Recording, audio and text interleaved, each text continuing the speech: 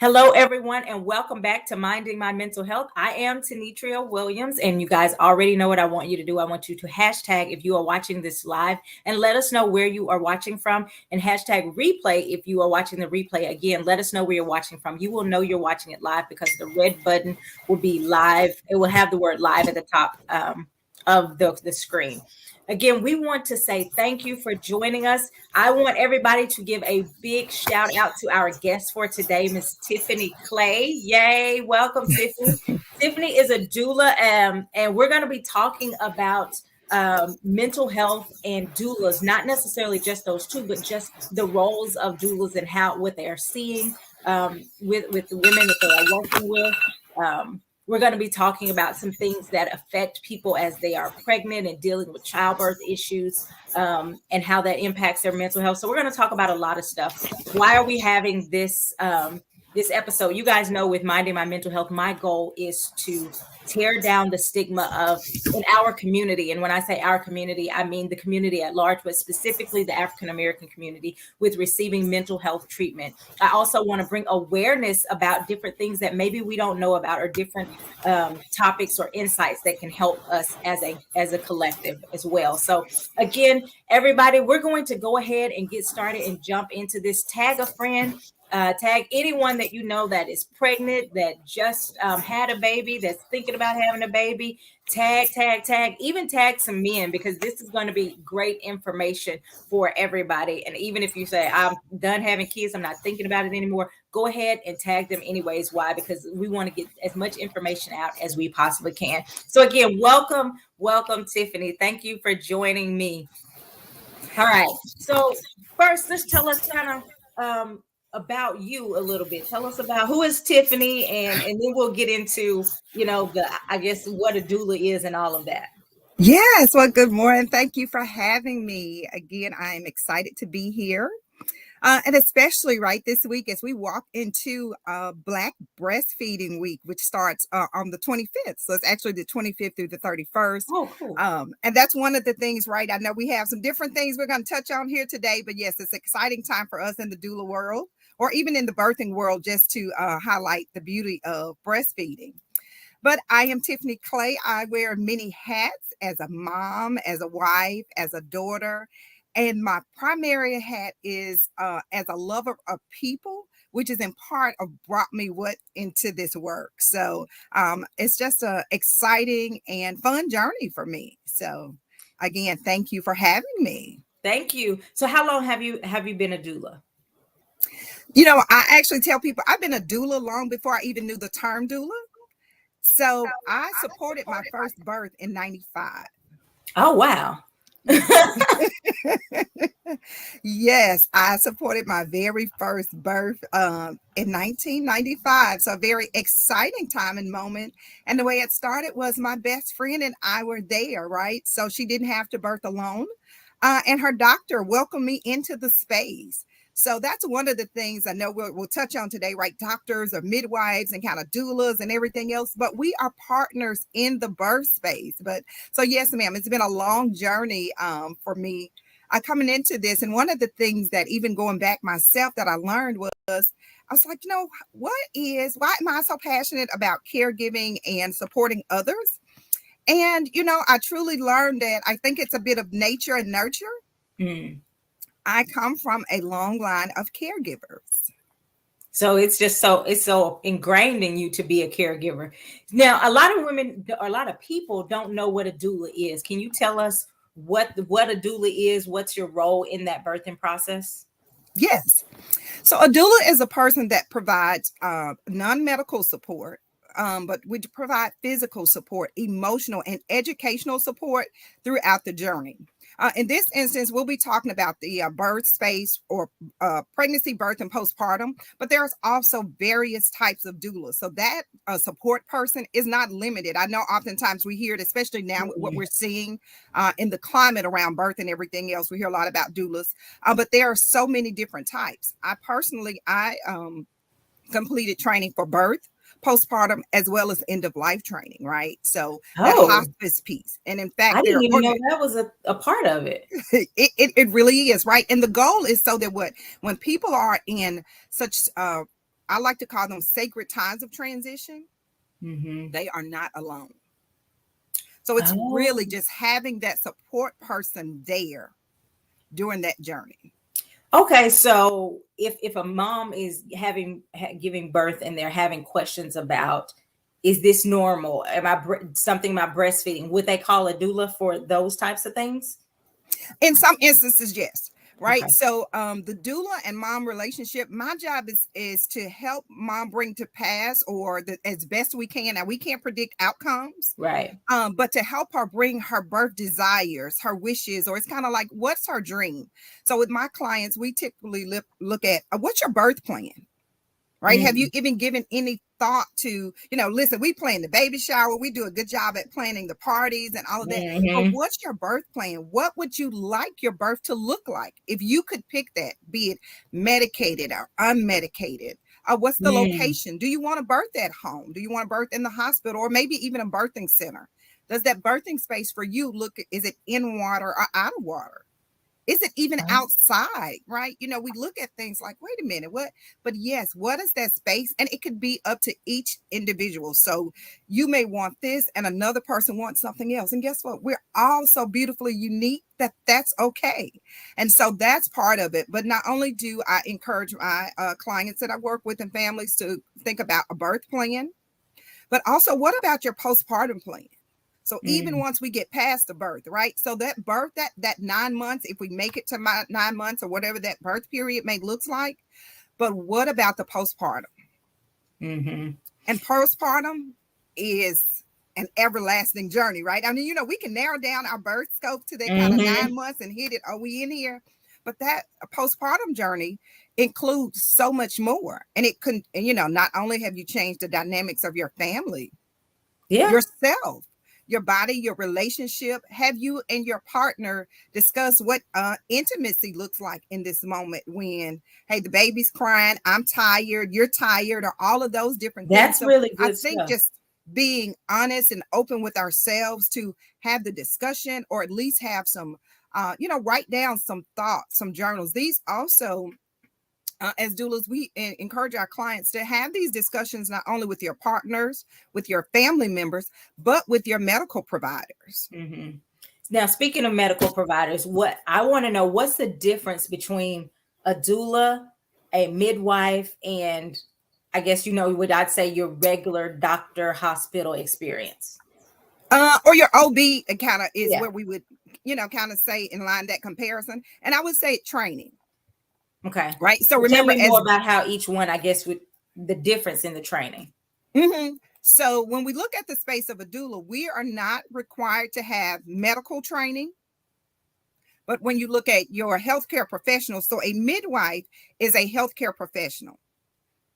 So she is a Oh. trained, he or she is a trained medical provider, right? So that state licensure training and everything else is very, what we would think of in terms along with our OB. However, the difference in the specialty is the midwife would, primarily in the birthing space, but that other provider may include additional, Oh. women's health care So expanding in a those midwife, services. they're not doctors though, correct? I mean, No, but they're healthcare providers. And okay. in some cases, a midwife can be a doctor. Oh, okay. I did not know any of this stuff. Well, and so just, historically, right, that has changed over time. So Hmm. when we talk about doula and being in this space, especially as Black women, so traditionally, right, this was a space that women served women in. Hmm. And my grandfather would say that was women folk stuff. And at that time, right, men weren't necessarily in the birthing space when, Hmm. the woman gave birth. It was truly the other women there. It was the village. It was the community supporting in that space. And men kind of, either stood out the door or some kind of just waited to see, the outcome. And then we saw transitioning over times, right, to where that space and the language as more male doctors, it became a more male dominated society, Hmm. that the beauty of even having homes, right, home births transitioned to hospital, and that Right. initial hospital care was for the privileged.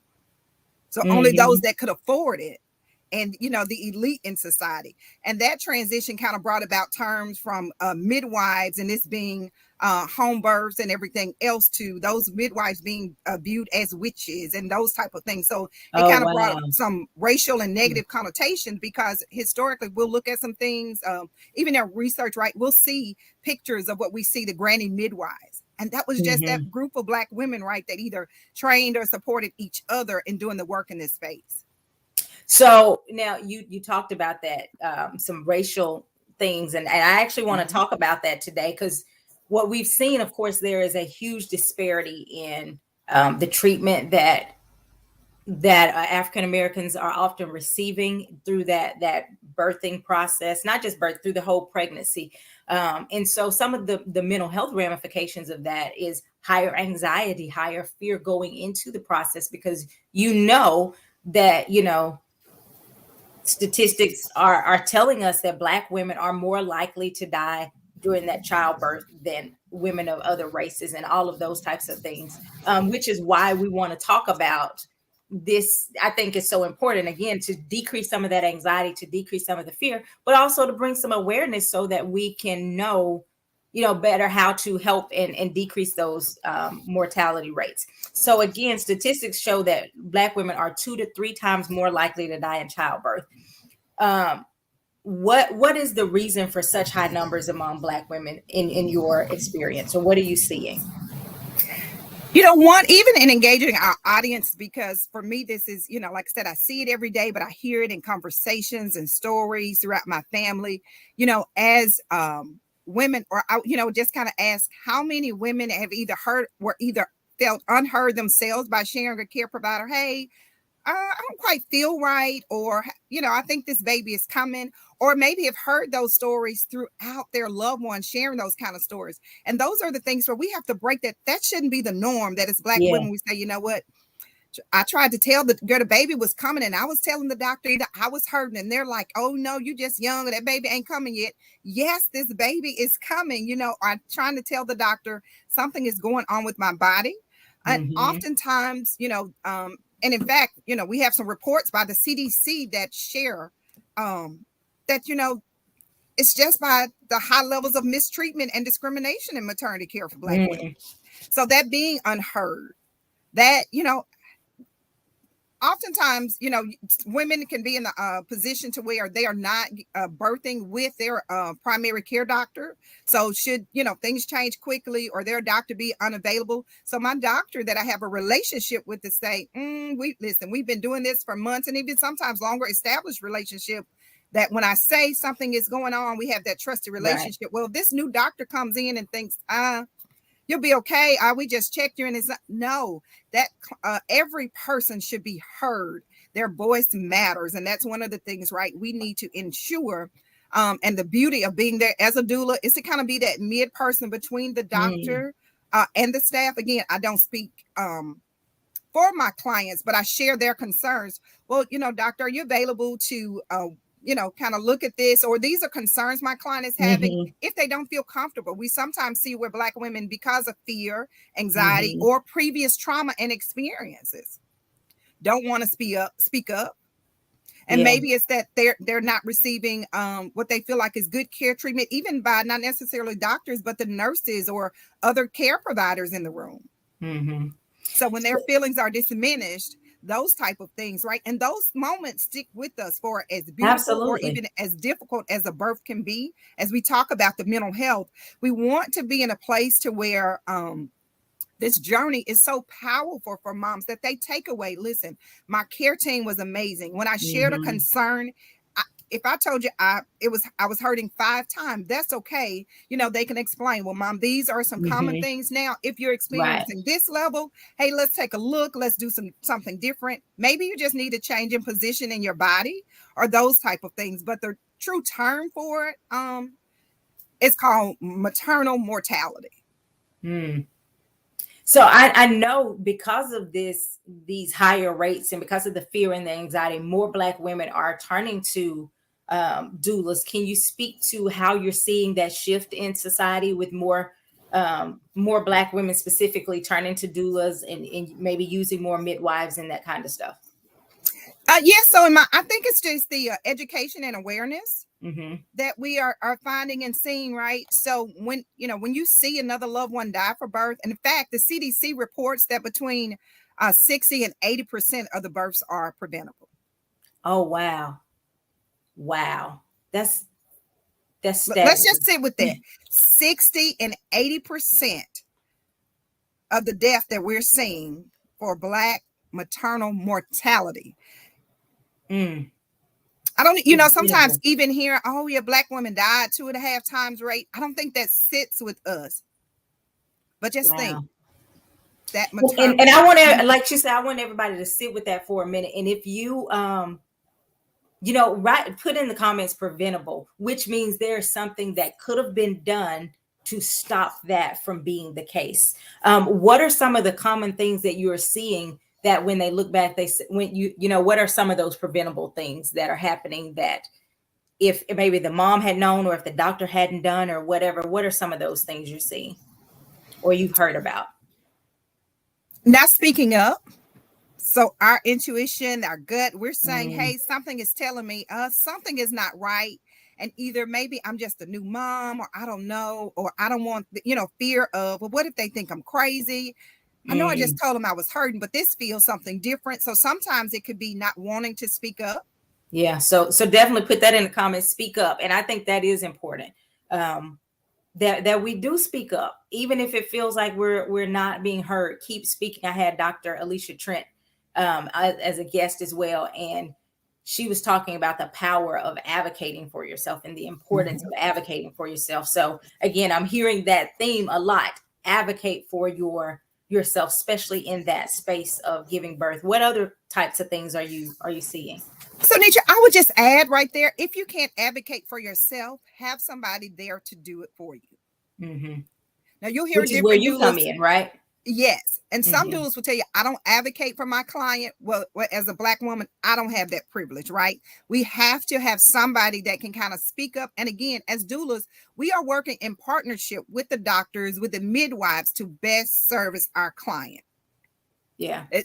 They are the trained professional regarding the medical care. And my job is just to say, hey, Dr. So and so, or midwife, she's experiencing a little more of this, or I'm observing this. And if not, then you can have maybe your partner there or whoever's there support Hmm. you. Hey, if we see this, let's speak up.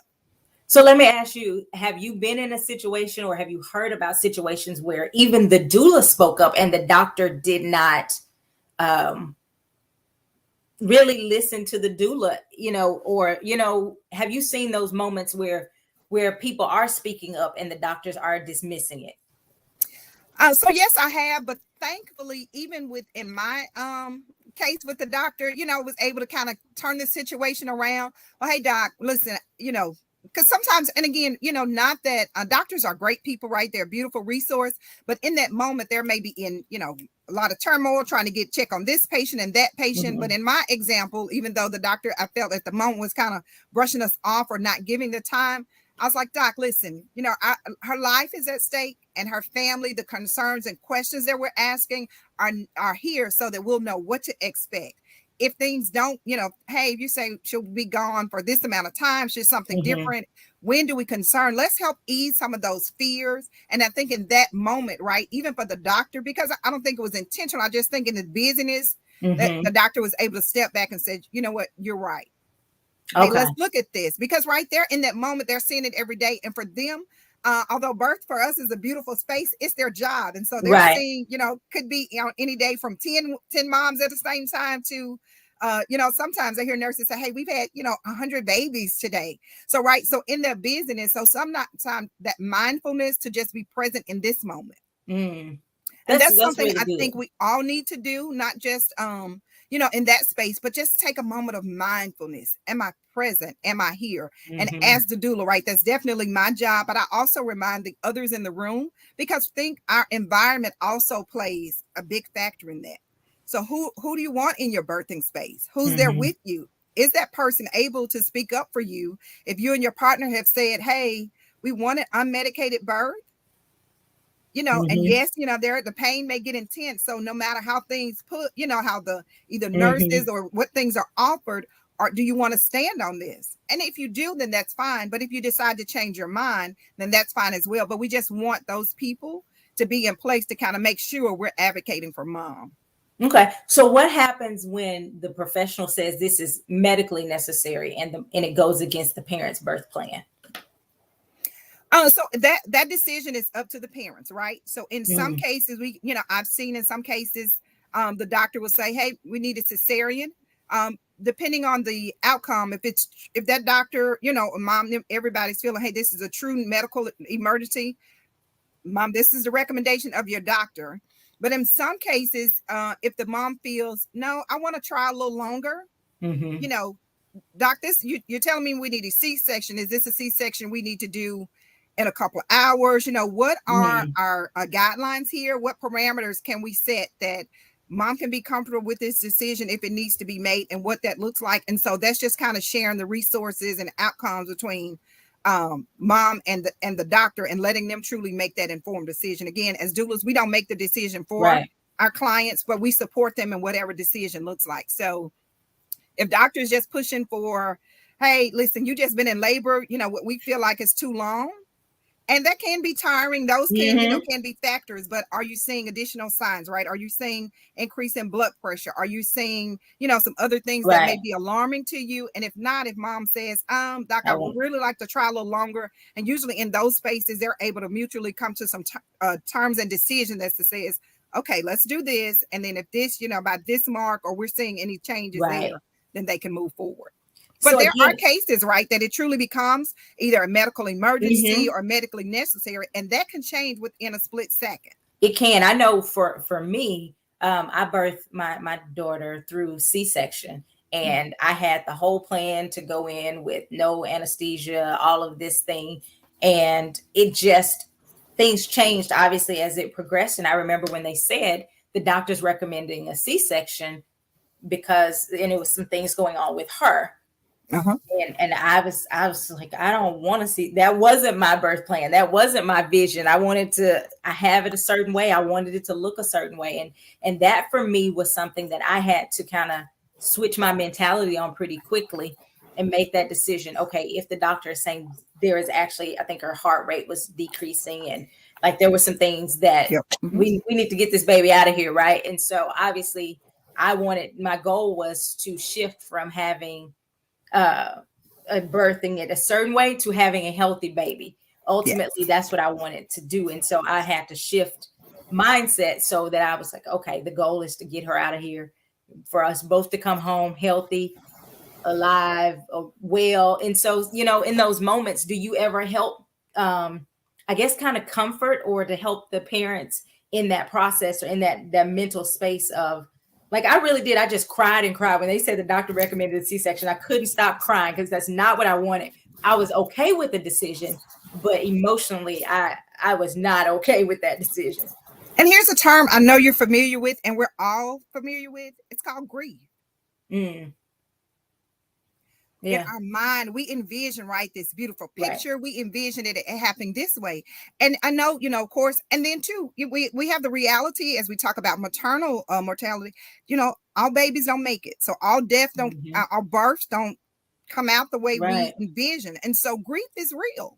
And so be it, hey, I'm grieving the loss, maybe in a different way, but that does happen, right? And in that moment, it's figuring out, okay, mom, let's navigate through this moment. I'm going to give you a few minutes because you still have to process it. But at the same time, things could be moving very fast to where you literally just have a minute to process it. And we got to get you to the back and get you in action. But as the doula during your postpartum journey, those are spaces where we can encourage, right? Maybe you want to journal about this. Talk more about that postpartum journey, because I don't think that gets a lot of attention. Obviously, we've heard the term postpartum depression. There's also postpartum anxiety that a lot of women didn't know was a thing. There is, all types of things, and our emotions, our hormones can be kind of everywhere. Can you talk more about, I guess, the doula's role and what you're seeing with postpartum? Yes. And so it really depends on the type of support your doula offers.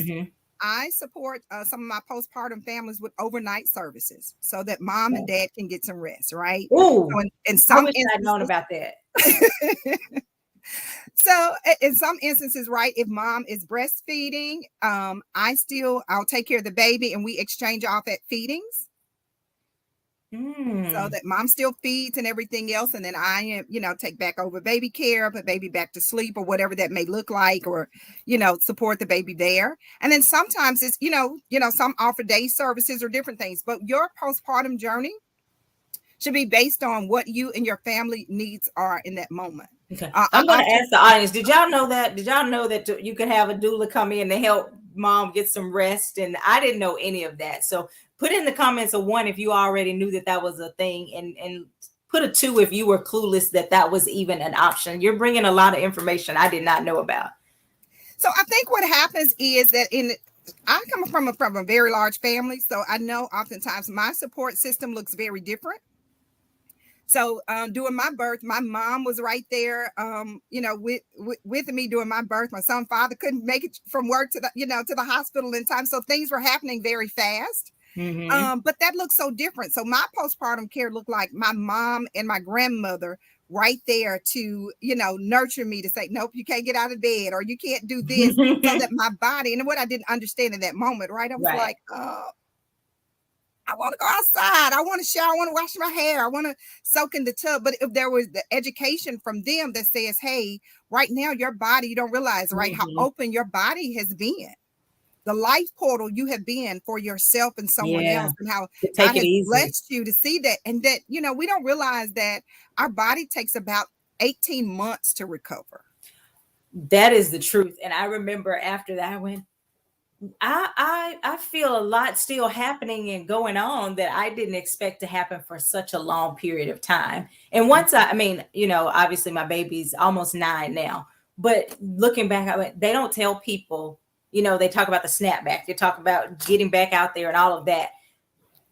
You know what? Your body went through a major transformation, and in a miraculous transformation, bringing forth life. And so giving your body the right amount of time to heal and taking it easy and not putting too much pressure on yourself, I think is really important. But I think part of that myths come from, especially for the term, we've heard that 6 weeks, and that 6 weeks, Mm-hmm. that was, the workplace or whatever that looks like, that 6 weeks time. That's just the beginning. And what Right. that 6 weeks should look like is mom is holding baby. Mama, let me hold you. What do you need done? Yeah. Let's talk about the mental health. What are some of the common things that you're seeing with some of the women you're working with when it comes to their mental health? The 3 big things are stress, anxiety, and depression. Mm.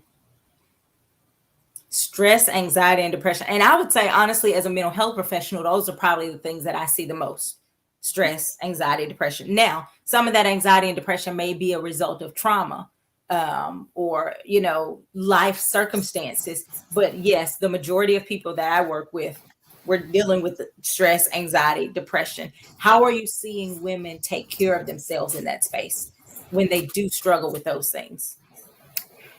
In some cases, they're not. Mm-hmm. So the advantage of the doula, I get to say, Mom, how about we just let's even just shoot for a 30-minute nap, right? Because Mm-hmm. you think about it. So if this is what we call a rainbow baby, so that's a baby that's born after a loss of a baby for a parent or Mm-hmm. families, right? And, what if this is the first baby after multiple losses? Mm-hmm. Mom may not want to take her, and even dad, right? Because dads are key in this role as well. And dads, we do have doulas that are dads. So this is not just a female dominated society. We do have males in the field. But just think about that, right? Mom doesn't want to take her eyes off of the baby. Yeah, that makes a lot of sense. The extra guarded and protective. For as excited as she is, now is this, how long is this baby going to make it? And those are Mm-hmm. so many different things in addition to, right, we're not accounting in this moment. That's just the thought of, as I look at my beautiful baby, the emotions of the previous losses. Mm-hmm. So, what about when you say depression and anxiety?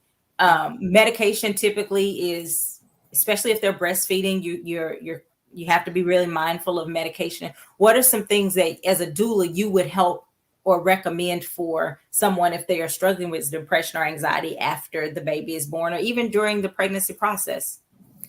So a few things I like to do is encourage one for the mom to kind of be self-aware. Two, for her team, her village, her support system to be aware and observant of what's going on as well. Right. With many times we've heard about the baby blues. Oh, you'll just cry after the Mm-hmm. baby. Well, sometimes, that could be a little more than just baby blues, but recognize when those feelings or what you feel may be a little more extreme, and then just Mm-hmm. document it, make notes, journal throughout your feelings and emotions, your thoughts. And so you see how you've grown, or are you stuck on a situation that you can't Mm-hmm. move beyond? And then two, we want to be willing to share those details in a safe place with our providers to say, this is what I'm feeling. This is what I'm experiencing. Doc, this is what my wife or partner is experiencing. And she may or may not share this, but, Mm-hmm. I'm concerned about she's not getting enough rest. Mm-hmm. She's struggling with maybe milk production, and that's overwhelming her. She's so consumed instead of relaxing, getting rest, properly hydrating and nutrition, that she's so busy with the baby that she doesn't make time to eat. So self-care throughout this journey is very important. And as a doula, those are some of the pieces we get to plug in and just kind of say, hey, mom, can you just, let's breathe for a minute. Mm-hmm. It's going to be okay. And here are some things. Maybe we look at, have you eaten today? And in Yeah. fact, maybe getting in the shower and just taking a massage for yourself, your breast, that may within itself, just that moment to breathe, inhale and exhale and Mm-hmm. just relax for a moment, may just needs what your body needs to just rest and do what it needs to do. But those are signs. So just knowing what's happening with their body, right? Are you experiencing excessive bleeding? Are you noticing your Mm-hmm. headaches, blood pressure? Some things that we, just kind of, oh, I'm just tired all the time. Well, there are some things, and yes, new parents can be, tired. It's a new Right, journey for right. us all, but there are some things that, we need to look at. But I think just being aware of what's happening, and then to Mm-hmm. just the observation from the support system, if there is one. I oftentimes, in my community, I oftentimes am supporting sometimes some single moms who may Mm-hmm. or may not have any support system. So in that case, being a doula, just our conversations, right? And of course, they're journaling and say, hey, well, let's ask your doctor about this. And in some Right. cases, I'm accompanying them with the doctor so that just having a safe person there, a Mm-hmm. trusted part, that support system, right, that they can share in and kind of look over for ease and confidence to say, is it okay to share this? Yes. Because there's a fear. Mm-hmm. We've seen the media stories of unfortunately, right, babies not making it. Recently Mm-hmm. one of the moms experienced a very traumatic birth, death through her birth at the hands of providers. But we have fears and concerns of, will they take my baby away if Mm-hmm. this is happening, or if they feel my housing situation is not adequate, or Right, right. there's so many factors and different things that not everybody has to think about, but each birth is so unique, that postpartum, and like I said, those factors, those environmental factors also play a part on during this time of COVID, right? Many families still Yeah. wanted to see the babies, but there were extra precautions where families were not able to Yeah. engage and to say, I'm sorry, you can't visit the baby, under, Mm-hmm. the way we've traditionally visited mom and the baby and everything else. And that Mm-hmm. within itself, right? Some family friction can be Yeah. very stressful in navigating that. And it's not that you don't love your family and you don't want, oh, they don't Yeah. want anybody around the baby. Well, no, we have to do what we have to do to protect ourselves and the baby in this moment. Are you seeing moms are pretty open to counseling? Yes. In fact, I was able to support. She wasn't a client of mine, but I had a mom that was facing, and I was just kind of, in fact, met her through a mutual mom that I was supporting. But the importance of, right, just even following up and checking on mom, checking in with her and everything else. And we were able to kind of get her to identify, hey, you're suffering from a little more than just baby Mm-hmm. blues, postpartum depression. And she was open to getting counseling, getting resources and Mm-hmm. everything else, and putting measure in place to say, hey, let's figure out how to support you. Yeah. Somebody get the baby while you are able to, freely attend counseling. Yeah. Because, there are moms, right? Moms trying to do counseling as well as the baby's right here. And in this Listen. situation, it may not be Mm-hmm. So just being able to have that, to be there with mom. I tell you what, you do that for a few moments, I'll be right here next to you. Baby's not too far if mom doesn't want baby out of sight, or those type of things. So yes, I am finding that moms are open to it in many cases. And I think too, right, just knowing that as we work to change the stigma about mental health, that it's becoming more and more an acceptable option to families, to resources, because even with the transition, dad can attend therapy. Dad can share his concerns, his emotions, right? So not only, we look at birth and we think about mom and baby all the time, but dad or partner may be worried about, is mom going to make it back out? Not only just mom and the baby. So those type of things, and how the family dynamic change and the relationship changes. So it's quite a bit, but I have been very fortunate that I am seeing, more moms open to receiving mental health services. And we have the national hotlines and everything else for those. Some people still, are in the place, I can't afford services and support, but, there are options to where they can still get the help and support that they need in a free and safe, respected, confidential space. Yeah, because those are key factors. Absolutely. I've actually had a mom bring her baby in, and I look at her and I go, do you need a break? I'll hold the baby.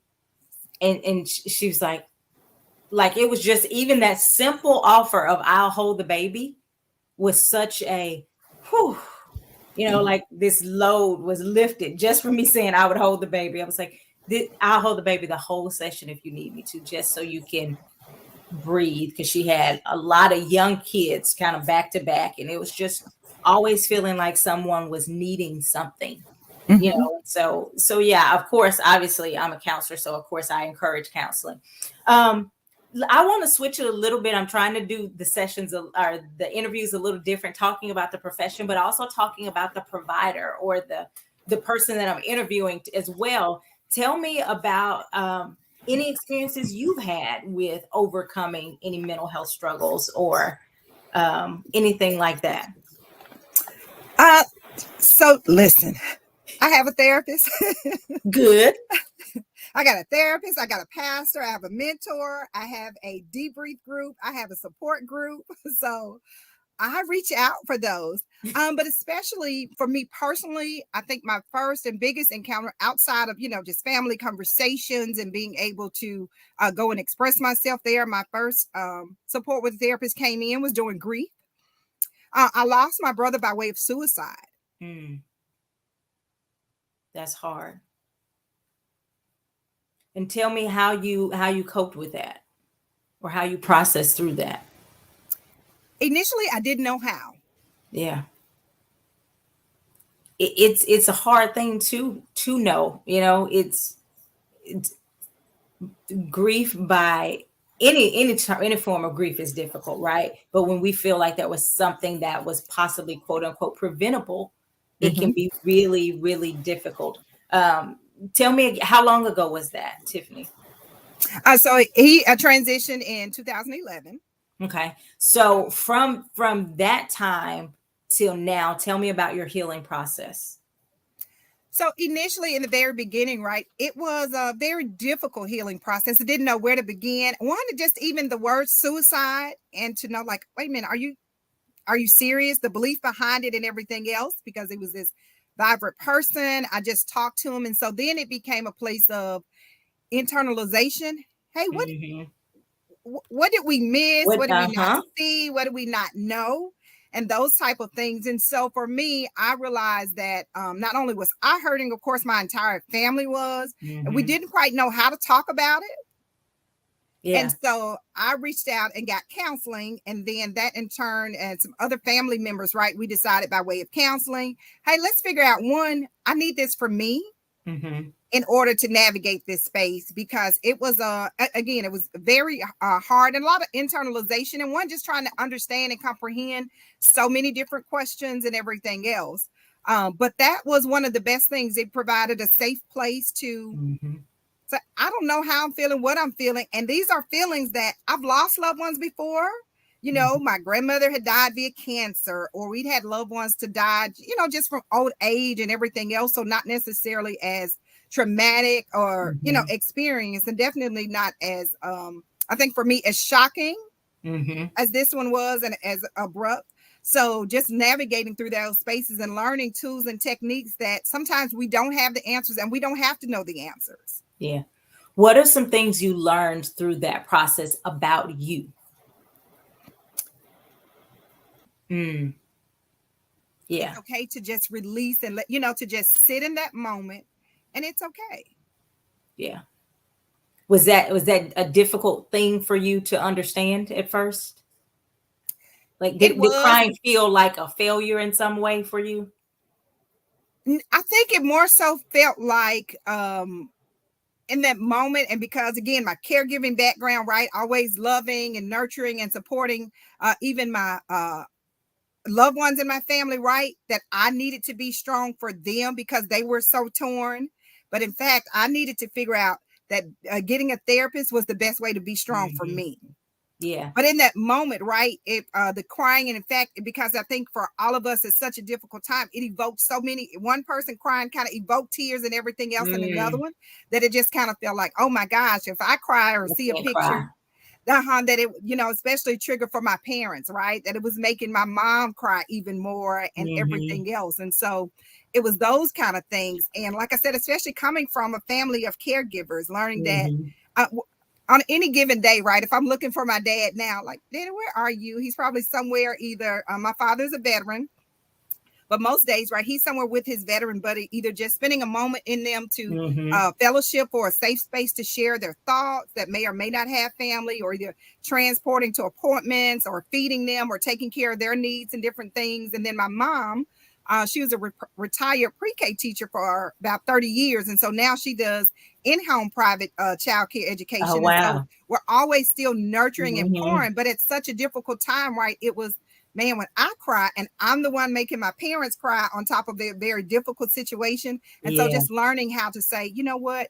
Okay, how do we have this conversation, yet honor with legacy and joy, but to know that, hey, we are all going through, it's very difficult and we're Hmm. all experiencing different things. And so grief would definitely be one. Um, I think has been my biggest thing as we talk about trauma, and losses in different ways. So those are the different things that may impact and for me as well. And then sometimes just realizing I struggle in my mental health when I don't take care of myself, when I don't put self-care first. So of course I've learned a beautiful technique that I love every day, dumping my day. When I don't release. Tell everybody, who, for those who don't know what that is, can you explain what dumping your day is? Yes, so dumping our day is a beautiful technique that I learned through Pastor Sean Strickland in our Soul Shift program. But it's where you take those things of your day and you literally dump them. And so what I do is I'm either in the shower or most of the time in the shower, just relaxing. Hey, I want to wash off the day, the things that I need to let go of that are weighing me down, are draining my mind, my energy, my thoughts, and my emotions. But I want to hold on to the things that give me life, that bring joy and everything else. So it's that practice of being mindfulness of, where are my thoughts? Am I living in a reality, Yeah. or have I allowed my thoughts to just explode into something that, hey, this if situation, those two letters that I've gotten stuck on, those, so those type of things are definitely things I use for my mental health. I like exercising. So Okay, just, so we have dumping your day, exercising. What yes, else keeps you in a good headspace? um, getting out in the garden. I tease them in our garden club. So here we do garden classes every Thursday. We have a community garden in our area that we are developing to not only for food resources, but we tell them in our garden we grow food, we grow people, and we grow resources that strengthen our community. But That's even in awesome. that, touching back into nature just gives me a chance to just breathe, be present in that moment, to watch birth and life in new ways, to Hmm. plant seeds and watch the harvest. So seeing those things, but and also just getting proper rest. There are some days that, right, even as a doula, in the midst of births can be very long. So sometimes I have to Yeah. model that. Mom and dad, I'm going to grab me a snack. Can I get anything for you? But I'm going to grab me a snack. And I'm also going to grab me, Mom, you're safe. You're good. I'm going to grab me a nap and a few minutes of rest. So whether that's rest and just actually sleeping or a nap or just reading or just something to help me stay in a mindful place and a healthy place for myself. But yeah, those are a few things. Proper eating, I can tell when I'm kind of going there, mental health and clutter when I can't think straight or focus.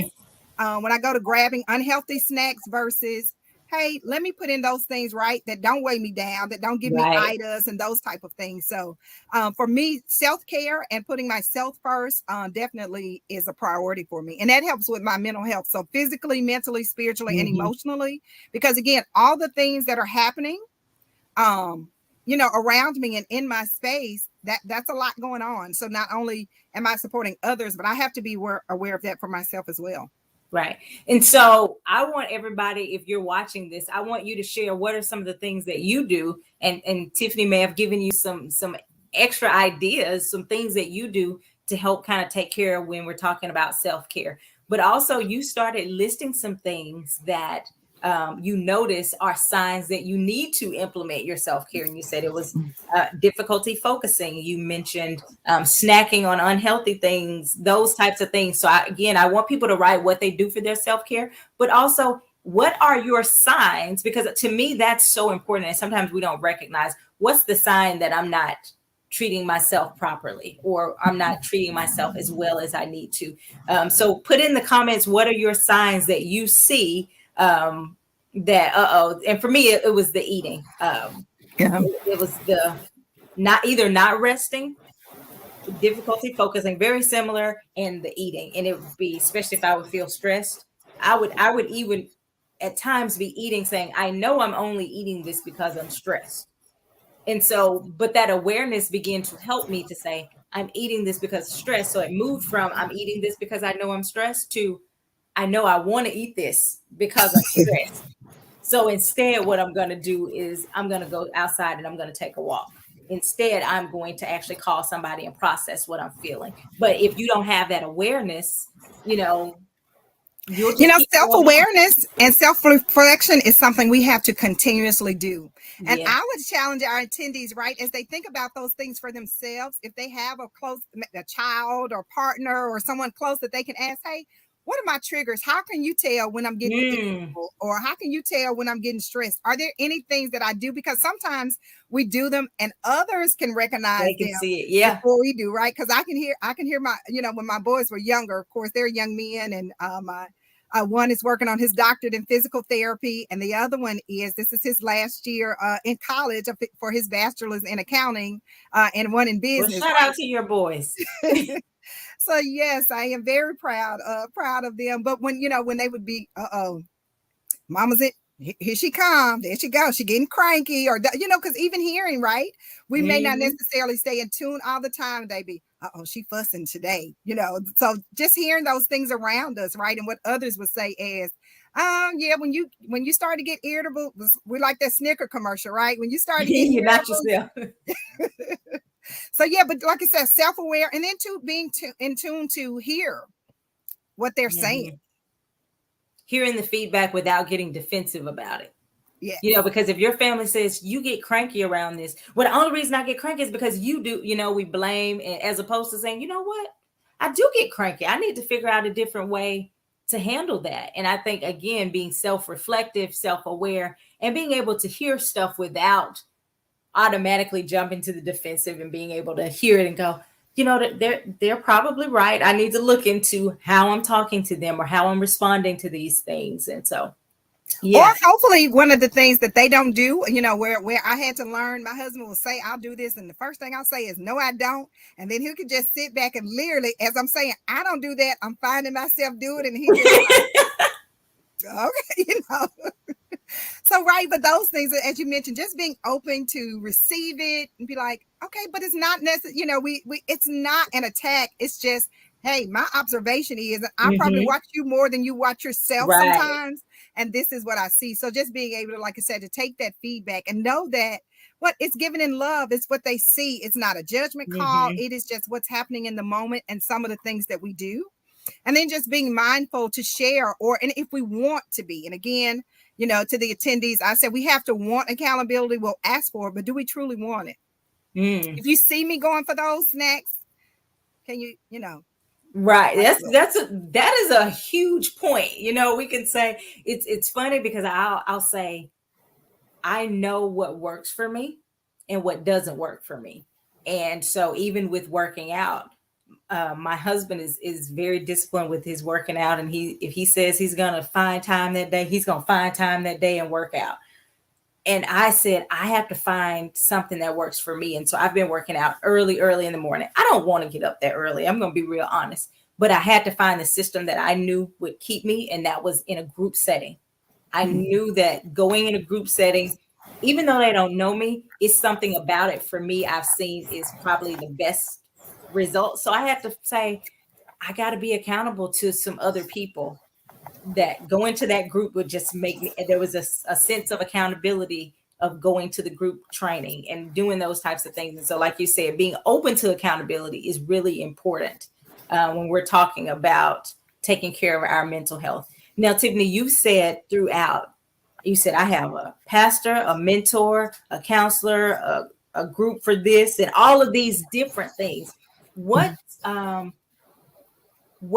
in your mind, or what allows you to be that open to have people to give you feedback and have that level of accountability? Because I think that is the mark of I'm in a healthy, well, I can't say that. I think that is the door for us to walk through to really be able to move from a fixed mindset to a growth mindset, with that idea of saying, hey, I'm open to feedback. What helped you to get to that place? So for me, I think it was one, definitely love. So love from family, and then self-love, right? Do I love myself to want to grow and to learn how to be open, how to not be defensive, how to receive feedback, because we are getting it, whether we want it or not. But can I, find tools, find people, find resources to pour into me to help me navigate these spaces? And oftentimes it was a matter of going into unknown, but I had those resources in place to say, hey, let me help you, and then being willing to share. So I think getting to a place of I desire personal growth and development as well as professional. So the same way I do these things on the personal and professional side, right? So those resources are in place in every area of my life. So whether it's on the doula side of things, I have those sort resources as well as the personal side, but I want it to grow. I know that as I serve and support others, but I also have to always take a look at me. So before any title that I wear of, doula, mom, daughter, friend, whatever it's all about me. It centers around me. Am I the healthiest that I can be? That's good. Am I willing to do the work to become the healthiest that I can be? That's the other part right there. Am I willing to do the work? And some of us, if we're honest, we may be willing in certain areas, and other areas we're not as willing. And I think that's important that we say, I can be honest and say, I'm willing over here, but I'm not willing over here. How do I make that shift? There is a podcast called Ed Talk with Pastor Strick. You should catch it. He just did a Ed Talk, I think on Tuesday, about how to move from your commitment level and increasing and improving that. So you guys could definitely go and check that out as well. But again, I want to say thank you. I think what you have shared is so important. Thank you for bringing a lot of knowledge, a lot of insight. Guys, make sure you tag people, share this if it was helpful for you. Let us know if you have any questions. Give a shout out again to Tiffany for being amazing. Tiffany, how can people reach you if they are interested in doula services? What areas do you serve as far as geographical regions? How can people utilize your services? Well, through amazing technology. So one, they can just call me. My number is 901-355-2870. But I primarily support the Memphis, Arkansas, and Mississippi area here. But, I have virtual clients now. So just being able to tune in virtually. So we're grateful to technology and resources. Wow. So yes, ma'am, that's the beauty of technology and being able to utilize our resources that are in our hand. But I want to, again, as we close out, I know this has been a great, rich discussion. So I want our attendees and all those to know, one, have a conversation with, your mom about, or yourself, or, some loved one, friend, or family around you, right? About their birthing experience. And then how can we make those birth experiences more supportive and others for those that are currently pregnant, or those, our children, our sons and daughters that will have children and bring forth other generations. And then we also want to, again, I just want to remind everyone that let's break the narrative, the stigma and narrative that some may have around mental health. Make it more positive, make it a reality that it's a safe place to get the help and support. We wouldn't tell a mom in labor not to get the care she needs. Exactly. The same thing with a mom dealing with whatever mental health or concerns or even questions that she may have. We would direct them right to a counselor. And of course, they can reach out to you, Dr. Williams, at any time to get that professional help and counseling, or those within their community or circle. And then too, I want just to remind everybody, as we approach August 25th through 31st in our doula world, we are saying Happy Breastfeeding Week. And those is, again, we'll have to come back and have a different discussion there with some of our lactation friends, because we want to change that stigma around, moms feeding their baby if they choose to go that route. So the best feeding baby is a fed baby. But for those moms that choose to breastfeed, we want them to know that this world is a safe and welcoming place for them to provide nourishment and care for themselves as well as their babies. Thank you. That actually, for me, I breastfed Brielle, and it really, and I'll tell you, it was probably one of the most beautiful experiences I've ever had. I didn't even think I would love it that much. I was like, oh my gosh, I love this experience. So for me, it was a very positive thing, but I do remember it was also a source of some stress for me initially, because I didn't know if I was producing enough. And I was, when she came home and she lost a little weight, and I was going, what if she's not, all of those things. And so I think I'm really happy to know that week is coming up. You said the 25th? August 25th through 31st. So yes, ma'am, we're just a few days away. Yes, August 25th, we will start recognizing those things. And so I think that's really important that people know, like you said, that it is a welcoming world and it can be a very beautiful experience. And if you choose not to, that's perfectly okay as well. Again, you want to just make sure that you're doing what's best for you and baby. Yeah. And my final remarks again will be thank you. I'd encourage everyone, right? Get a doula. Be a doula. If it's not for you, gift a doula, right? So that's another ways, that our services and can be provided to others. I know, family dynamics look very different. I had a grandmother say, I'm not in position to do that. Where I could before. Now let me gift your services to my son and daughter so that they have support and safe. So again, get a doula, be a doula, or gift a doula. I love it. And you guys already know, if you are needing some mental health services, mental health counseling, or life coaching, mindset coaching, reach out to me. And if I can't be your counselor because I know you, I can help you find someone who is a good match for you, and we can work through that process. Again, thank you, Tiffany. You guys continue. Make sure you join us back next week. I'm really excited. Next week, our guest will actually be the Stricklands. We're going to be talking about marriage and mental health. And so join us next week. You don't want to miss it. Tiffany, you are amazing. I knew you would be. I appreciate you. Thank you so much, you guys. Thank you. And join us back next Thursday at 12 o'clock. Bye-bye. Thank you.